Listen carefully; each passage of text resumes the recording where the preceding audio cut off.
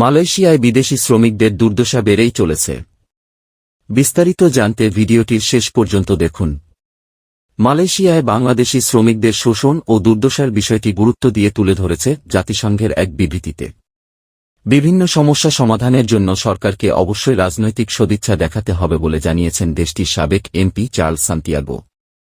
বিদেশি কর্মীদের শোষণ থেকে রক্ষা করতে উভয় দেশের ব্যর্থতার বিষয়ে আন্তর্জাতিক বিশেষজ্ঞদের একটি দলের সমালোচনার বিষয়ে অবিলম্বে প্রতিক্রিয়া জানাতে সরকারের প্রতি আহ্বানও জানিয়েছেন সান্তিয়াগো।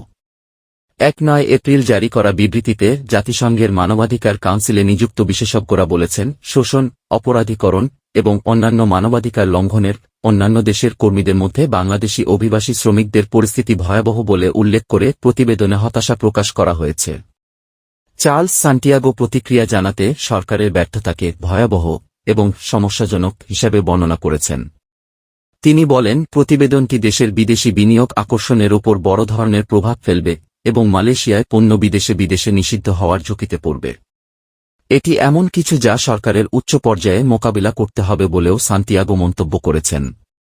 বুধবার ক্লাংয়ের সাবেক এমপি সান্তিয়াগো দেশটির ফ্রি মালয়েশিয়া টুডেতে এক সাক্ষাৎকারে বলেছেন, আপনাকে সরকারকে বলতে হবে আপনি কি করতে যাচ্ছেন এবং কিভাবে আপনি এটির বিরুদ্ধে লড়াই করতে যাচ্ছেন। আপনি চুপ করে থাকতে পারবেন না। জাতিসংঘের বিবৃতিতে উত্থাপিত বিভিন্ন সমস্যা সমাধানে সরকারকে অবশ্যই রাজনৈতিক সদিচ্ছা দেখাতে হবে। বিবৃতিতে জাতিসংঘের বিশেষজ্ঞরা বলেছেন, বাংলাদেশি অভিবাসীদের ভুয়া কোম্পানি দ্বারা নিয়োগ করা হচ্ছে এবং মালয়েশিয়ায় আসার জন্য নিজ দেশে অতিরিক্ত নিয়োগ ফি দিতে বাধ্য হচ্ছে, ফলে তাদের আজীবন ঋণের চক্রে ঠেলে দেওয়া হচ্ছে। তারা বলেছেন, তাদের অনেকেই মালয়েশিয়ায় পৌঁছে দেখেন তাদের যে কাজের প্রতিশ্রুতি দেওয়া হয়েছিল তা নেই, থাকার স্থান নেই, বেতন নেই।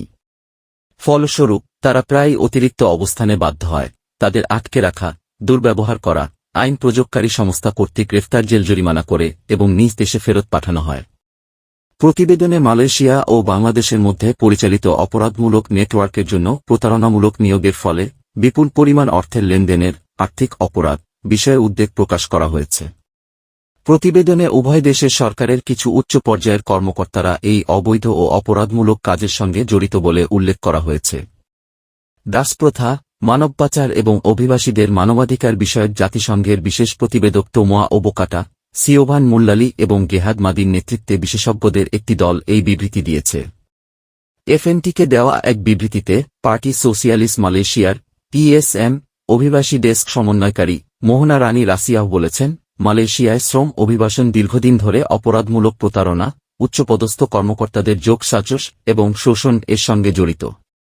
তার দল জানুয়ারিতে এই সমস্যাটি কিভাবে মোকাবিলা করা যায় সে বিষয়ে সরকারের কাছে 8টি প্রস্তাব পেশ করেছে। তিনি বলেন, তা সত্ত্বেও এখনও বেকার এবং ক্ষুধার্ত অভিবাসী শ্রমিকদের অসংখ্য গল্প রয়েছে যারা অবৈধভাবে কাজ করতে বাধ্য হয়েছে, যার ফলে তাদের নথিভুক্ত মর্যাদা হারিয়েছে। এটি নতুন কিছু নয়, অনেক বছর ধরে আমরা প্রস্তাব দিয়ে আসছি।